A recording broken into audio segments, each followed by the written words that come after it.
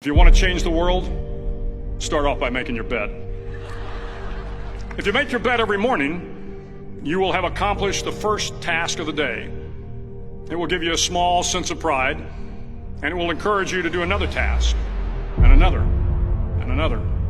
And by the end of the day, that one task completed will have turned into many tasks completed. Making your bed will also reinforce the fact that the little things in life matter. If you can't do the little things right, you'll never be able to do the big things right. And if by chance you have a miserable day, you will come home to a bed that is made, that you made. And a made bed gives you encouragement that tomorrow will be better. To pass SEAL training, there are a series of long swims that must be completed. One is the night swim. Before the swim, the instructors joyfully brief the students on all the species of sharks that inhabit the waters off San Clemente. They assure you, however, that no student has ever been eaten by a shark, at least not that they can remember. But you are also taught that if a shark begins to circle your position, stand your ground. Do not swim away. Do not act afraid. And if the shark, hungry for a midnight snack, darts towards you, then summons up all your strength and punch him in the snout, and he will turn and swim away. There are a lot of sharks in the world. If you hope to complete the swim, you will have to deal with them. So if you want to change the world, don't back down from the sharks. Over a few weeks of difficult training, my SEAL class, which started with 150 men, was down to just 42. There were now 6 boat crews of 7 men each. I was in the boat with the tall guys, but the best boat crew we had was made up of the little guys, the Munchkin crew, we called them. No one was over 5'5". The Munchkin boat crew had 1 American Indian, 1 African American, 1 Polish American, 1 Greek American, 1 Italian American, and 2 tough kids from the Midwest. They out-paddled, outran, and outswam all the other boat crews. The big men in the other boat crews would always make good-natured fun of the tiny little flippers the Munchkins put on their tiny little feet prior to every swim. But somehow these little guys from every corner of the nation and the world always had the last laugh, swimming faster than everyone and reaching the shore long before the rest of us. SEAL training was a great equalizer.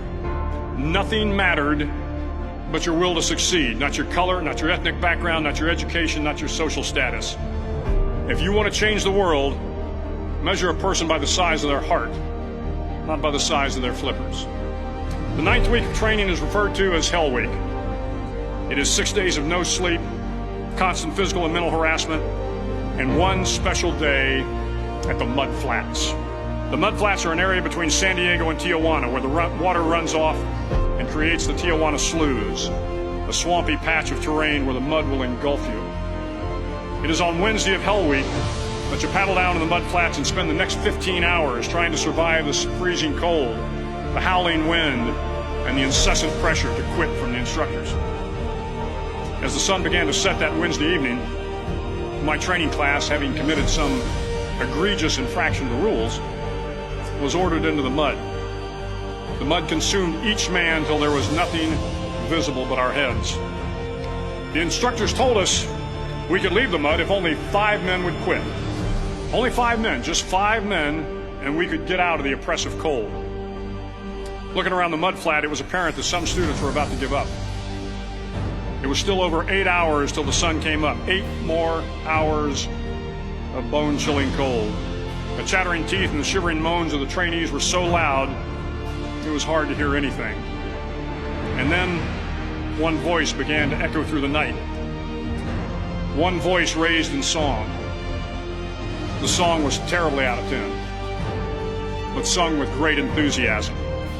One voice became 2, and 2 became 3, and before long, everyone in the class was singing.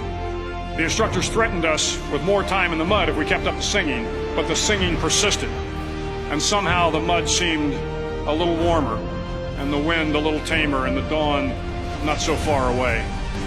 If I have learned anything in my time traveling the world, it is the power of hope, the power of one person, a Washington, a Lincoln, King, Mandela, and even a young girl from Pakistan, Malala.